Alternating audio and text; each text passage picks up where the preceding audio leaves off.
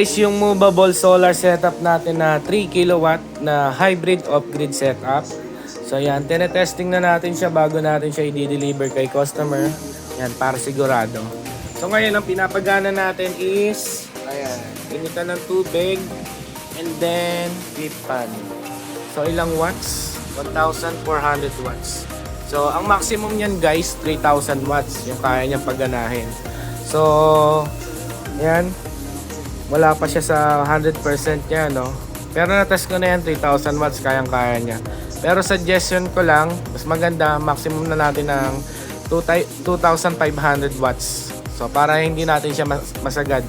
And then, mas mag-longer lifespan yung inverter natin. So, ang specs na ito, guys, 24 volts, 300 ampere hour na battery. Ayan, 80 amps na 1 solar MPPT, maximum 2,000 watt solar panel. Then Samdon 3,000 watts. So kaya niyang pagganahin yung aircon na 1.5 HP.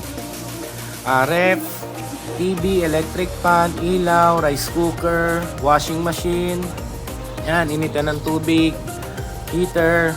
As long as 2,500 watts, hindi kayo mag-exceed doon. And then with built-in ATS na siya, no? Tsaka complete protection system.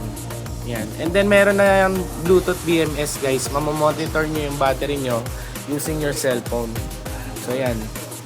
Ngayon, yung ATS na yan guys, naka ano siya, N. So ibig sabihin yan, yung solar setup yung nagpapagana rito. Tsaka sa clip pan natin. Ngayon, pag pinatay natin tong solar setup natin, example, nalobat na siya. Ayan, nalobat na siya. Lilipat lang yan sa Meralco. So, ito yung connection niya guys, no? Papuntang Meralco. Ko-connect nyo lang yan. So, plug and play na yan. So, patayin natin, testingin natin. Okay, yung clip pa natin, iikot pa rin yan. Okay, wide natin para makita natin. So, i-off ko na kunyari na lobat.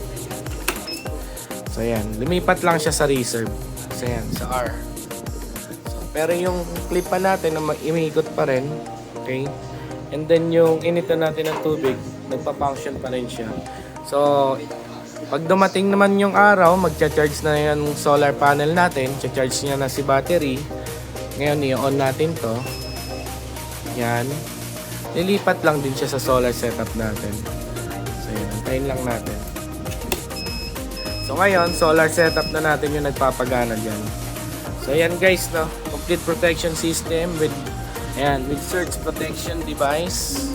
Yan, with built-in ATS. Then may grounding na rin yan guys kasama. Yan, lalagay nyo lang yan sa ground rod. Okay? Yan, sa mga gusto magpa-build guys, PM lang kayo sa akin. So, depende yung price sa specs. Ito kasi 24 volts, 300 ampere yung battery niyan, then maximum 2,000 watt solar panel. So, ang price na ito nasa 123k. So, bound to Tanay Rizal. So, yan. Gagamitin kasi ito for business purpose. Sa bundok kasi ito guys, dadalhin. Then, wala talagang connection doon ng Meralco. So, pure off-grid sila. So, ayan na. Umiinit na yung tubig natin. So, kaya niya magpagana ng aircon, no? 1.5 HP sa mga nagtatanong. Yan. So, pwede na rin kayo makatipid sa bills nyo. Kung masyado mataas bills nyo, mag-solar na kayo. Kasi ang solar panel, ang lifespan yan 20 years. Kasi wala namang moving parts yan, so hindi yan agad-agad nasisira. So sa mga ganito naman, 5 years pataas bago yan magkaroon ng maintenance. So depende yan sa paggamit nyo. So kapag umorder kayo sa akin nito, ituturo ko yung tamang paggamit. So para mas tumagal yung paggamit nyo sa kanya. Then yung mga proper maintenance sa kanya. So yan. Okay, demo video lang natin, saglit lang to. 4 minutes. So, yan yung battery niya guys.